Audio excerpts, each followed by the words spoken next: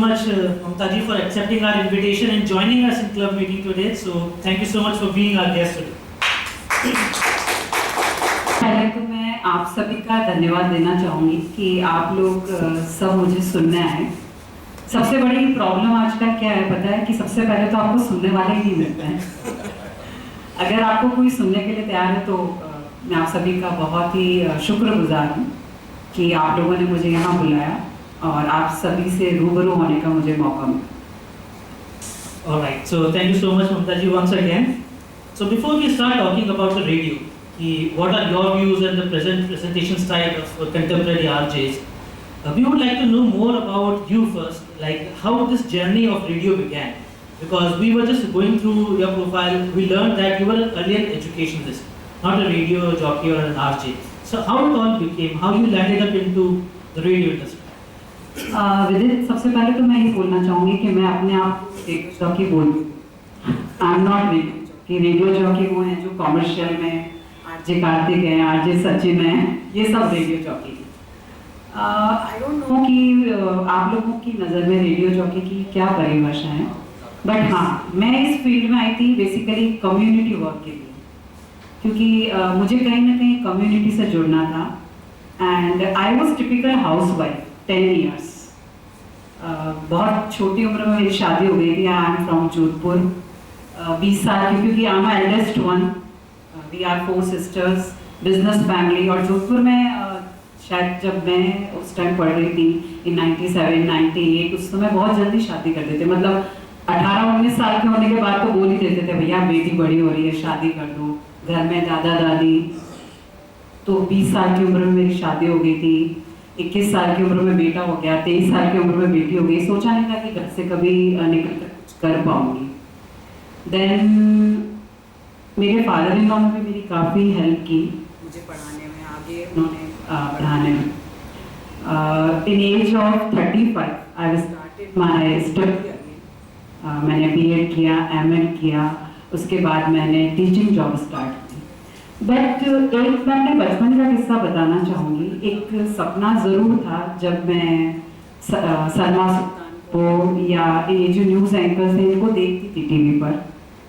शायद 10-12 साल की होंगी उस टाइम। पापा वो शटर वाला ब्लैक एंड वाइट टीवी लेकर आए थे और बहुत लिमिटेड प्रोग्राम आया करते थे, कृषि दर्शन या फिर न्यूज़ या फिर हम लोग, यही सब प्रोग्राम आया करते थे।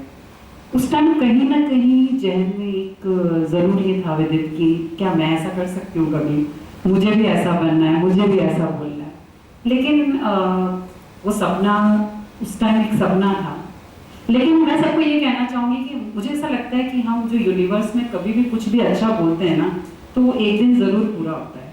तो हमेशा, तभी तो हमारे बड़े बूढ़े हमेशा कहते हैं कि अच्छा बोलो, हमेशा कभी भी किसी के लिए बुरा मत बोलो, क्योंकि जो हम 24 घंटे में बोलते हैं वो एक बात हमेशा सच होती है। तो उसके बाद मैंने टीचिंग जॉब से स्टार्ट किया। जयपुर के 2-3 अच्छे स्कूल्स में मैंने जॉब किया। मेरा सब्जेक्ट हिंदी था क्योंकि मैंने हिंदी में एमए किया था। हिंदी पे एक लगता है मुझे कि शायद मेरी अच्छी पकड़ थी। उसके बाद में एक बार मैं मोस्टली जब स्कूल्स में प्रोग्राम अगर हुआ करते थे तो बच्चों को प्रिपेयर करती थी स्पीच के लिए, ऐसे राइटिंग के लिए। ऐसे करते करते मैंने 8 years स्कूल जॉब किया। उसके बाद में मुझे एक मेरी नोन है निर्मला सेवानी जी, शायद आप लोग उनको जानते भी हैं, जो अभी रोटरी साउथ में अभी नेक्स्ट ईयर प्रेसिडेंट भी हैं। उन्होंने मुझे निर्मला सेवानी जी, वो जो बजाज नगर से जो बताती है क्वेश्चंस के आंसर देती है। हाँ, she is astrologer and yoga teacher. But मैं उनको एस्ट्रोलॉजर या योगा टीचर नहीं बोलूँगी। मैं ये बोल सकती हूँ कि उन्होंने मुझे जीवन में हाथ पकड़ के आगे चलना सिखाया, मैं ये बोल सकती हूँ। उन्होंने मुझे रोटरी से इंट्रोड्यूस करवाया। उनकी रोटरी का जो क्लब है रोटरी साउथ, वहाँ पर एक अंगदान महादान का एक प्रोग्राम था।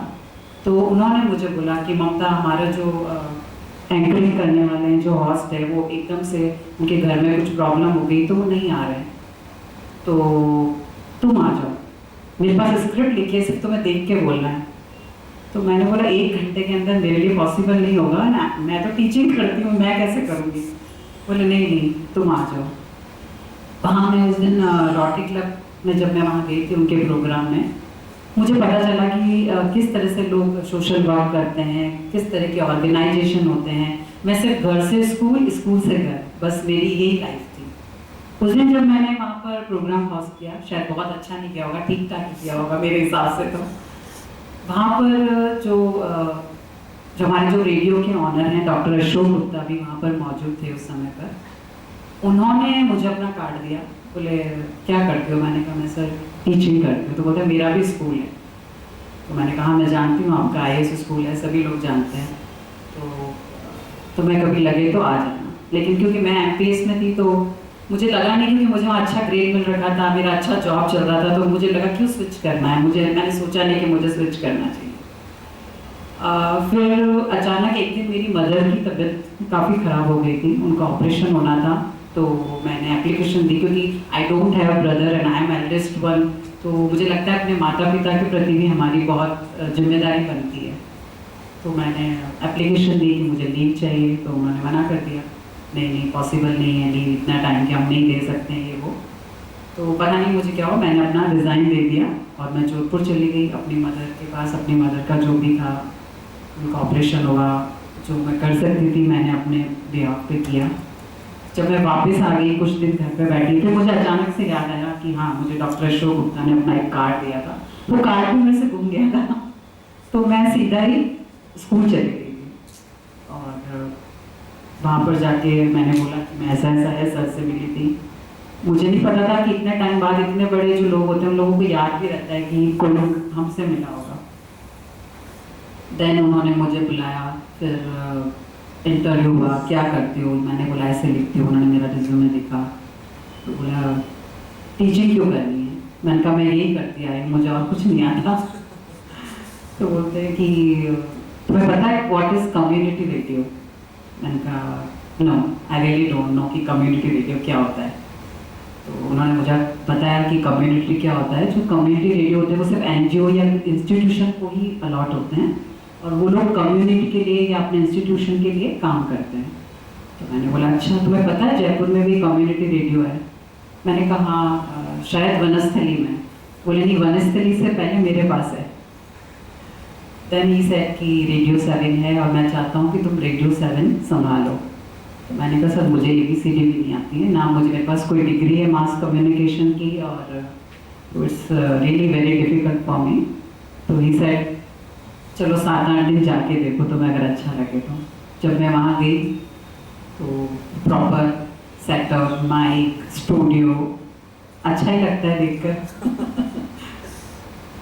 ऐसे करके मैंने अपना एक प्रोग्राम स्टार्ट किया जो कि प्रॉपर राजस्थानी में आता था, माटी की महक। उसके अंदर हम राजस्थान के जो डिफरेंट प्लेसेस हैं उनके बारे में बताते, खान पान के बारे में बताते थे, ऐसी जगह जहाँ के बारे में लोग बिल्कुल नहीं जानते थे उसके बारे में बताते थे। ऐसे करके स्टार्ट किया वहाँ से मैंने, और ठीक है चल रहा है, daily I am learning. I think it's a very inspiring journey. At least you deserve a round of applause for this. So it means before holding this RJ mic, you did not have any professional degree or training. So it is not required. No, I'm not saying कि not required, बहुत ज़रूरी है। मुझे लगता है अगर किसी को भी जर्नलिज्म, मास कम्युनिकेशन में जाना है तो डिग्री लेनी चाहिए। Even I am also pursuing now. It's very difficult कि एक बार पढ़ाई छोड़ने के बाद वापस पढ़ाई करना, लेकिन मैंने अभी लास्ट ईयर एनरोल किया था एंड मेरा इस साल कंप्लीट हो जाएगा ग्रेजुएशन। उसके बाद मैं सोच रही हूँ कि शायद मैं PhD भी कर सकूँ। अगर आप लोगों की सबकी दुआ रही तो ज़रूर कर पाऊँगी। You should, because being addressed as a doctor, Mamta Saraswat really sounds good. This is a good reason to do a PhD. Thank you. So, what challenges you faced? Because you did not hold any journalism degree, or you didn't even have this prior experience of doing the shows, holding the mic, creating content. So, what were the initial challenges you faced when you were bestowed upon with this responsibility? बहुत challenges तो होते ही हैं। अपनी कोई भी कुछ नया अगर हमारी फील्ड से हटकर कुछ काम करते हैं तो चैलेंजेस तो होता ही है। एक तो टाइमिंग्स मुझे बहुत मैनेज करना पड़ता था, क्योंकि एक स्कूल का टाइम फिक्स रहता है कि इतने से इतने बजे तक है। जब आप मीडिया में होते हैं तो आपका कोई टाइम फिक्स नहीं होता है, आपको कम्युनिटी के लिए काम करना होता है ना। It's community is different from commercial radio. हम लोगों को लोगों के प्रॉब्लम सुनने पड़ते हैं। बहुत सारे लोग आकर बोलते हैं बिजली नहीं है, तो हम लोग एक्सचेंज से बात करते हैं वहाँ के कि भाई हमारा ऐसा रेडियो चैनल है, आप इनकी मदद करिए, इनके यहाँ पर बिजली लेकर आइए। कई बार हमें फील्ड वर्क के लिए भी जाना पड़ता है। हम लोगों ने एक विलेज भी अडॉप्ट कर रखा है, पवालिया, तो हम लोग वहाँ भी जाते हैं और वहाँ भी हम पूरा दिन लग जाता है कई बार वहाँ के सरपंच से बात करने में, वहाँ के और अधिकारियों से बात करने में। तो ठीक है, बट ये है कि खुशी भी मिलती है। एक सवाल मेरे को अभी आया कि जब हम गाड़ी चलाते हैं, ड्राइव करते हैं, तो ये कम्युनिटी रेडियो क्यों नहीं कैच करता उसमें यही एफएम क्यों बजता है? आप करके देखिए, आपकी कार में ज़रूर करेगा 90.4 रेडियो 7, बट मोस्टली क्या है, लोग उससे सुनना इतना पसंद नहीं करते हैं क्योंकि उसमें इतना तड़का, इतना मसाला नहीं होता है। It's just like Akashvani, just like विविध भारती। तो जब अगर मुझे लगता है आप लोग उसको प्रेस करके सुनते ही होंगे, तो मोस्टली आपको या तो राजस्थानी गाने या फिर आपको कुछ काम की बातें कि भैया किसान भैया ऐसे खेती कर लो, या मीठे बोल, कुछ अच्छी कविताएं, तो उसके आजकल लोग सुनना पसंद नहीं करते हैं। और कॉमर्शियल का थोड़ा सा ये होता है कि एक तो वो 15 किलोमीटर रेडियस तक ही चलता है। मोस्टली ये उन जगहों के लिए बनाए गए थे जहाँ पर कि एफएम नहीं पहुँच पाता या जहाँ पर कॉमर्शियल रेडियो नहीं पहुँच पाते हैं, तो उन लोगों के लिए कम्युनिटी रेडियो बनाया। आज मैं बात करती हूँ, तिलोनिया गांव है अजमेर के पास, वहाँ पर एक लेडी है आरती, वो बहुत अच्छा काम कर रही है। मतलब मैं बताती हूँ कि उनके रेडियो ने पूरे तिलोनिया को चमन कर दिया, तो बहुत बड़ा रोल है। लेकिन जयपुर में क्योंकि इतने सारे एफएम चैनल हैं, तो क्या होता है ना कि इतनी उसकी वैल्यू नहीं है। काम हम करते हैं लेकिन हमारा काम दिखता नहीं, क्योंकि हम लोग एक्चुअली पैसा कमाने के लिए काम नहीं करते। It's for community and for our students. हमारे पास बहुत सारे मास कम्युनिकेशन के स्टूडेंट्स भी आते हैं ट्रेनिंग के लिए, तो उनको हम ट्रेन भी करते हैं। It's a free of cost for all universities. Even कोई भी स्टूडेंट अगर वो मास कॉम का नहीं है, फिर भी अगर उसको इंटरेस्ट है और वो आकर वहाँ इंटर्नशिप करना चाहता है, तो हम लोग उसको करवाएंगे। और स्टूडेंट नहीं हो तो हाँ, आप भी आ सकते हैं। Alright. So ma'am, now let's come back to the subject of language, no? Gauging the language of FM radio. Definitely you are using a different kind of a language there. So, but I was just reading through one article of yours, wherein you were talking about the interaction you have had with the who's who of the radio. You interviewed many radio jockeys also, plus the Vivid Bharati anchors also, and you put down the views of both the parties, what they opine of you. So what was that article about, and what findings you got from diverse set of people? Could you please share with the audience? मेरा तो बस एक ही कहना है कि हम जो हमारी लैंग्वेज है ना, वो बहुत इम्पैक्ट करती है लोगों को। हम जैसी भाषा बोलते हैं, हम जैसी भाषा सुनते हैं, अगर आप रेगुलर बेसिस पे रेडियो सुनते हैं, तो कहीं ना कहीं कभी ना कभी आप वो भाषा घर में भी बोलेंगे 100%। और आज नहीं, 10 साल बाद आपकी जनरेशन को पता चलेगा कि जो लैंग्वेज उन हमारे बच्चों को बहुत कॉमन लगती है, हाँ ऐसे तो सब बोलते हैं, इसमें क्या है, उनको कुछ बुरा ही नहीं लगता है। वो शायद जब आप घर में अपने पेरेंट्स के सामने बोलेंगे तो उनको बहुत बुरा लगेगा, अरे भाई ये मेरी बेटी क्या सीख रही है, इसने क्या बोल दिया। मतलब ऐसे ऐसे वर्ड्स शायद मैं आपके सामने बोल भी नहीं पाऊंगी, वो इतना इजीली अपने दोस्तों के साथ बैठकर बात करते हैं। तो ये it's because of social media, because of OTT, because of FM। मैं तो पूरी तरह से इन्हीं को दोष देती हूँ कि बिल्कुल उन्हीं की गलती है। इवन एक आरजे है, शायद नाम नहीं बोलना चाहिए लेकिन फिर भी मैं बोलती हूँ, आरजे मलिका, उसने तो बिल्कुल सीधे शब्दों में ये बोला है कि जब तक हम किसी को टोल नहीं करेंगे, किसी को हमारी भाषा खटकेगी नहीं, कुछ हमने गलत नहीं बोला, तो हमें याद कैसे रखेगा। अगर हम किसी को अच्छा बोलते हैं ना, वो हमें याद नहीं रखता है, लेकिन अगर हमें कोई बुरा बोलता है, हमें टोल करता है, हमारी पर्सनल लाइफ पे कमेंट करता है, वो हमें हमेशा याद रहता है। Am I right? होता है, हमें कोई कॉम्प्लीमेंट देता है वो कभी याद नहीं रहता है, लेकिन अगर किसी ने ऐसे बोल दिया तुम ऐसे, तुम्हारे कपड़े ऐसे है, तुम्हारी अच्छा तुम्हारी गर्लफ्रेंड है, क्या प्यार मोहब्बत, ये इश्क, यहाँ पर बहुत सारे रिटायर्ड लोग हैं, उन्होंने भी किया होगा, लेकिन जो आज उसका मीनिंग बिल्कुल बदल गया है बिकॉज ऑफ ये जो हमारे, क्योंकि हम लोग उन्हीं को फॉलो, हम हमारे घर वालों से ज़्यादा हम लोग OTT FM और सोशल मीडिया पर रहते हैं। तो एक बहुत ही सोचनीय विषय है ये।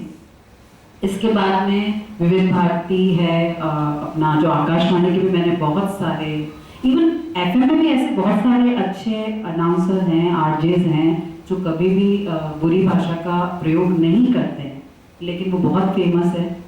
अमीन सयानी जी ने 40 साल तक रेडियो पर राज किया था, पिनाका गीतमाला। उनका जो बहनों और भाइयों, वो आज भी लोगों के कानों में गूंजता है। क्या वो एंटरटेनमेंट नहीं करते थे? क्या वो लोगों को मनोरंजन नहीं देते थे? अगर ऐसा नहीं होता तो क्या वो 40 साल तक राज करते हमारे इस रेडियो पर? तो मुझे ये लगता है कि भाषा की अश्लीलता, भाषा के साथ खिलवाड़ हम हमारी जो आने वाली जनरेशन है उसके लिए बहुत खराब है। तो मेरा तो ये एक कि सभी को मिलकर, पूरी जो समाज है उनको मिलकर इस चीज़ पर आवाज़ उठानी चाहिए कि लैंग्वेज का हर तरह से पूरा ध्यान रखा जाए, कुछ गाइडलाइंस बने। इसके लिए जो अपने सूचना और प्रसारण मंत्री जी हैं ठाकुर साहब, उन्होंने भी कोशिश कर रहे हैं वो लोग। जब हमने इस बारे में उनको एक मेल किया था तो हमें मेल का जवाब आया कि हम पूरी तरह से कोशिश करेंगे इस बारे में, लेकिन इतना आसान भी नहीं है, मुझे पता है, क्योंकि लोगों को सस्ती लोकप्रियता रही है। तो वो जो आजकल के जो आरजेस हैं, जो अनाउंसर्स हैं, आप उनको देखिए कि कुछ समय के लिए ही वो लोकप्रिय रहते हैं। आप मान ही नहीं सकते कि वो 40 साल तक कभी लोग उनको जानेंगे। तो ये चीज़ बहुत इम्पोर्टेंट है, लैंग्वेज। तो whatever you said ना, अगर हम उसको एक बार सिमुलेट करें तो एक थॉट ये आता है कि can be say this, I would ask कि अगर आप अपना ओपिनियन बताएं, can be say if your calmness is lacking creativity then only you will resort to loudness. For example, आज जो लाउड बोल रहा है, वेदर इट इज टेलीविजन और it is on radio, because their calmness is lack of creativity, they can not create creativity out of calmness. That is why they shout in order to attract. So do you agree to this? No, I'm not agree at all. कि हम आक्रामक होकर या गुस्सा होकर या चिल्लाकर सिर्फ अपनी बात मनवा सकते हैं, लेकिन अगला आदमी उस पर एग्री है या नहीं, ये बहुत मुश्किल काम है। आज घर में भी, आज आप एक छोटे से बच्चे को अगर डांट के आप उसको बिठा दोगे, वो कुछ कर रहा है क्रिएटिव, वो आपकी बात मानेगा क्योंकि अभी उसका जोर नहीं चल रहा है उस पर, लेकिन वो एग्री है या नहीं है इस बात पे आप इस बात को नहीं मान सकते। करेक्ट। तो मैम, आखिरी सवाल मेरा आपसे जो है वो it is different from the subject. When I was going through your bio, so वहाँ पे आपका एक मेंशन था कि you are a sari enthusiast, right? So please tell us about, आज भी आप साड़ी में हैं तो आज के समय में when people are resorting to more western kind of dresses, so why you want to proclaim yourself as a sari? नहीं, विदित ऐसा नहीं है, मैं भी वेस्टर्न पहनती हूँ, लेकिन मुझे लगता है कि कहीं ना कहीं जो हमारा ट्रेडिशन है, हम भारतीय हैं, तो मुझे ऐसा लगता है कि जो हमारा हेरिटेज है, हमारा जो हमें जो हमारी पीढ़ी दर पीढ़ी जो मिलता है, उसे हम सहेज के रखें। चाहे वो साड़ी है, चाहे वो राजपूती पोशाक है, चाहे वो सलवार सूट है, आपके घर में जो भी पहनते हैं, आप वेस्टर्न पहनिए, मैं भी पहनती हूँ। मैं गोवा जाऊँगी तो मैं साड़ी थोड़ी पहनूंगी, लेकिन हमें उसको सहेज के रखना बहुत ज़रूरी है कि हमारी आने वाली पीढ़ी भूले नहीं कि साड़ी हमारी भारतीय वेशभूषा है। तो वो बहुत ज़रूरी है। उसके लिए मैंने अपना एक पेज स्टार्ट किया था इंस्टाग्राम पे 2016 में। छोटा बच्चा था, अभी बड़ा हो रहा है वो।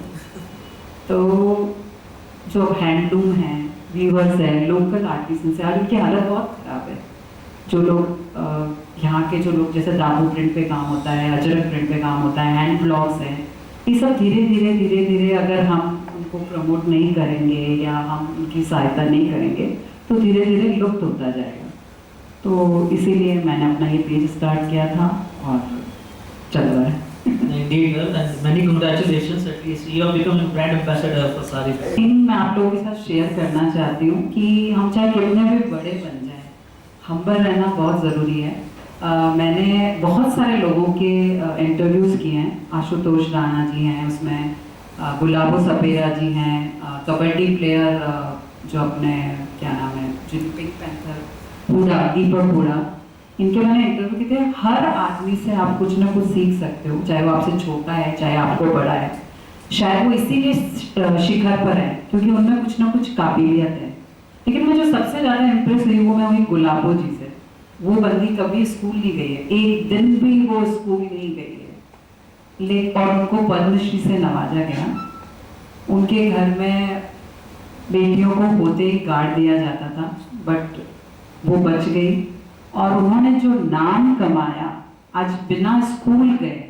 And she is so humble, she is so down to earth. आज भी अपनी समाज की बेटियों को बचाने में लगी हुई है, अपनी समाज की बेटियों को भी जो नृत्य करती है कालबेलिया वो सिखा रही है ताकि वो भी देश विदेश में अपना नाम कर सके। तो मैं तो ये चाहती हूँ कि अगर आप अपने जीवन में किसी एक इंसान का भी भला कर दें तो आपका जीवन सार्थक है। So thank you so much, ma'am. आपने टाइम निकाला, you interacted with us. It was a pleasure and honor for us to interact with you, and we also got to know so many things about radio and your journey. सिर्फ आपकी जो journey है वो खुद अपने आप में एक inspiration है. And thank you so much for sharing this. Thank you so much विदित। और मैं आप सभी के लिए ये कहना चाहूँगी कि आप सभी लोग किसी न किसी प्रोफेशन से जुड़े हुए हैं और सभी अपने आप में अपने क्षेत्र में बहुत ही अच्छे हैं। तो मैं चाहूँगी मेरा एक प्रोग्राम आता है एक मुलाकात, तो आप सभी लोग 1 by 1 वहाँ ज़रूर आएँ और अपना interview. Thank you so much, ma'am, for joining in. Ladies and gentlemen, a big round of applause for our guests.